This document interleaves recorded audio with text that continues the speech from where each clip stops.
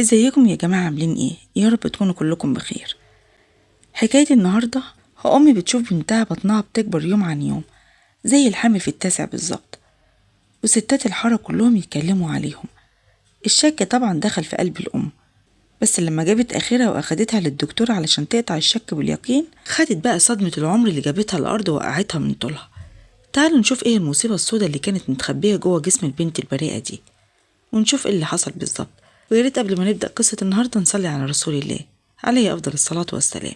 القصة بدأت طفلة عندها 10 سنين وهي بنتي الوحيدة، وبعد ما ولدتها ما قدرتش إن أنا أبقى أم تاني، ولأن جوزي كان الابن الوحيد كانت جنة ليها معزة خاصة في العيلة كلها، خصوصا عند حسام ابن عم جوزي اللي كان متعلق بيها جدا، وكان كل يوم ياخدها يفسحها ويوديها المدرسة ويرجعها بنفسه.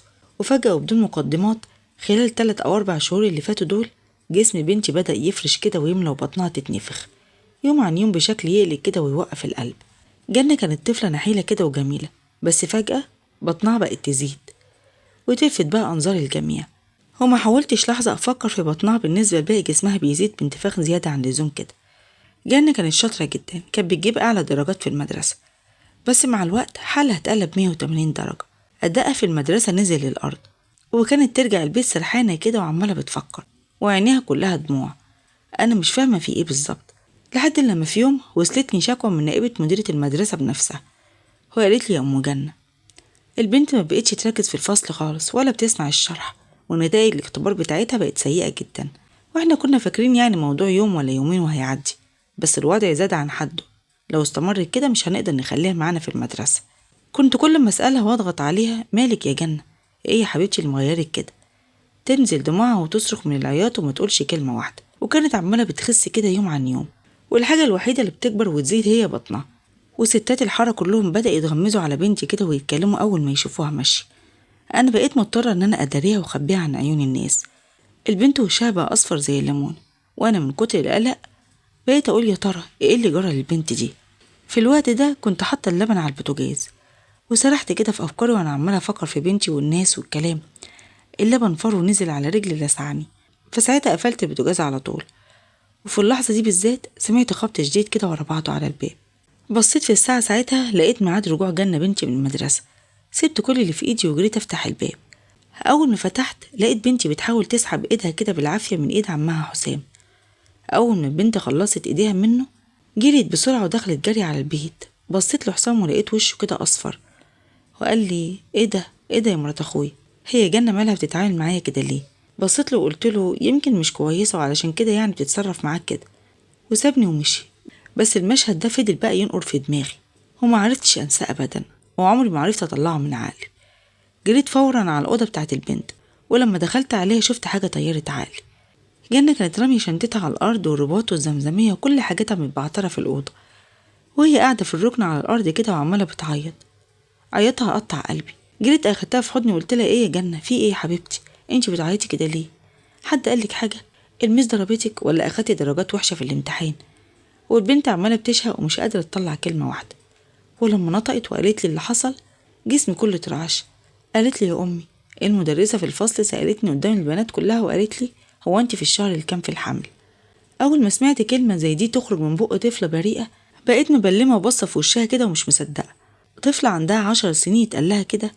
صح بنتي يعني كانت ملفوفة ومربربة كده مقارنة بغيرها وطويلة كده عن سنها، وتبان كأنها يعني عندها 13 ولا 14 سنة، بس دي طفلة بريئة يعني في الأول والآخر. ضمتها لحضني كده وهديتها وقلت لها بكرة هروح بنفسي مدرستك واتكلم مع المدرسة اللي قالت لك كده، ازاي تتجرأ وتقولك حاجة زي دي.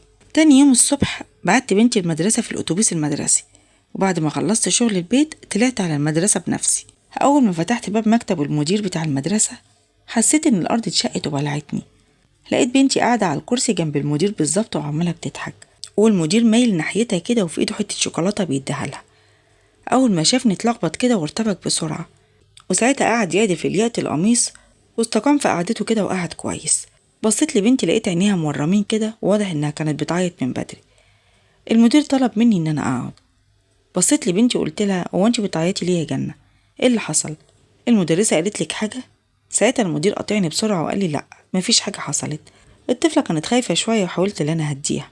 أخدت بنتي بالعافية من قرب المدير وجبتها جنبي، وبدأت أسألها، بس هي كان لسانها اتعقد كده وما بتتكلمش.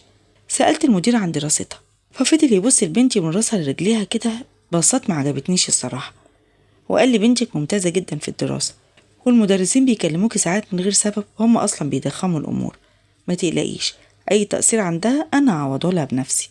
ارجعي بيتك انتي وانتي مطمنة. المدير كان شكله غريب جدا ومش مريحني. زمان جوزي هو اللي كان بيحضر الاجتماعات، ودي أول مرة إن أنا أشوفه، ومن أول نظرة يعني أنا مرتحتلوش أبدا. طريقته وهو بيبص للبنت خلاني أشك فيه. وفي اليوم ده رجعت بنتي البيت مع حسام لأن الأتوبيس بتاع المدرسة كان عطلان، وأول ما دخلت جريت على أوضتها.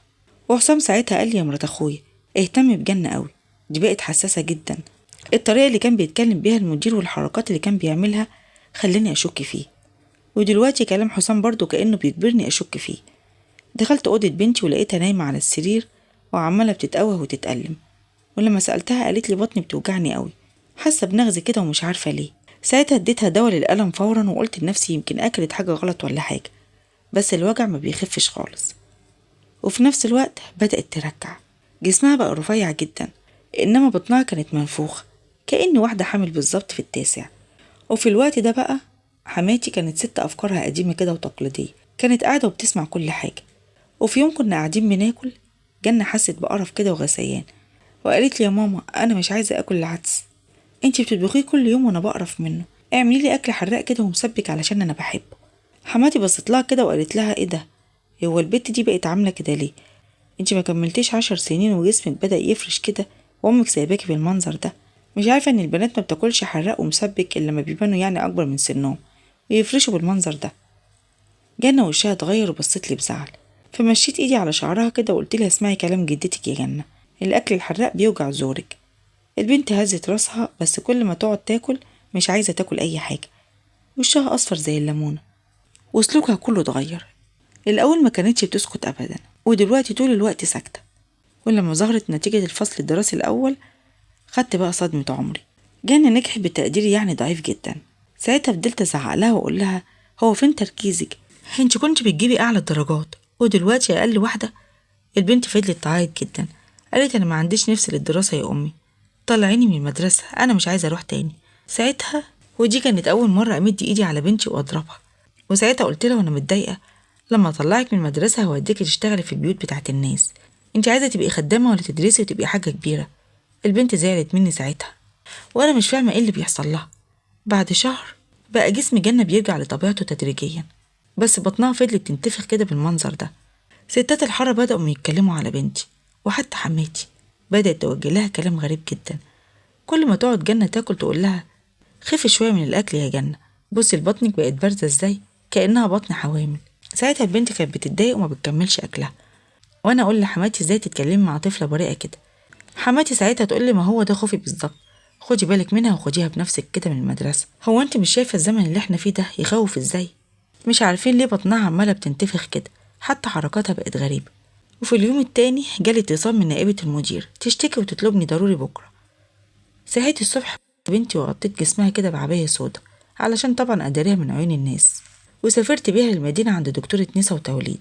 واحنا في الطريق كل الستات اللي كانوا واقفين عمالين يبصوا لبنتي بنظرات حادة كده، وعمالين بيتكلموا عليها، يقول شكل حد عمل فيها حاجة عيب ولا ايه، ولا الطفلة الصغيرة دي ازاي تكون حامل بالمنظر ده. كان في كلام كتير قوي من النوع ده بسمعه وانا ماشية طول الطريق، والبنت تظبط كده عبايتها وتبص في وشي. ولما جه دورنا ودخلنا للدكتورة، أول ما شافتنا وبصت لنا كده باستغراب، قالت لي هو انت جوزتي طفلة في السن الصغير ده؟ هو انت ما بتخافيش ربنا؟ أنا هزيت راسي والدموع نزلت من عيني وقلت لها لا والله ما حصلش أي حاجة من دي، بنتي ما اتجوزتش وعلشان كده جبتها لك تشوفي لي حل ليها. الدكتورة بصت لنا كده وقالت لي كل حاجة باينة بس هنعمل سونار على بطني يعني علشان نتأكد. أخدت بنتي ورا الستارة، وأنا بره جسمي كله كان بقى زي التلج، كأني لوح تلج كده ودمي كله اتجمد في عروقي. بدعي ربنا الكلام ده ما يكونش صح. وبعد شوية خرجت الدكتورة ووشها أصفر ومذهولة، وحطت التقرير قدامي، وساعتها قالت لي الحقيقة اللي خلت روحي تطلع. بنتك مش حامل، كليتين بنتك اتدمروا خالص، بقالها سنة بتحارب المرض ده، ودلوقتي المية اتجمعت جوه بطنها، ولو كنت اتأخرت شوية كمان كان جدار البطن اتفجر والبنت ماتت. حضنت بنتي ساعتها وانفجرت من العياط من الخوف عليها. ساعتها قالت لي الدكتورة سافري بيها في أسرع وقت لمستشفى كبيرة في القاهرة، هناك هيكون العلاج. اتصلت فورا بحماتي وجوزي وقلت لهم على اللي حصل. جوزي نزل فورا من الغربة اللي كان فيها، نزل في أول طيارة. دكاترة المستشفى أقروا إن كليتين بنتي خلاص ما بقوش شغالين ومحتاجة زراعة فورية. جوزي حاول يتبرع ساعتها بس الأنسجة ما اتطبقتش، ولما فحصوا كليتي أنا طلعت أنا المتوافقة مع بنتي. اتبرعت بكليتي لبنتي، وبعد كام شهر من علاج وعملية جنة خفت تماما، هو المية نزلت من بطنها ورجع جسمها زي الفل. أما حماتي اتكسفت على دمها وبقت تشيل حفيدتها كده على راسها، وكل ست وكل لسان في البلد يتكلم في حق بنتي اتخرسوا تماما ومبقاش عندهم كلمة واحدة بس يقولوها. مش عارفة أقول بعض الناس هتنضف امتى في زماننا ده.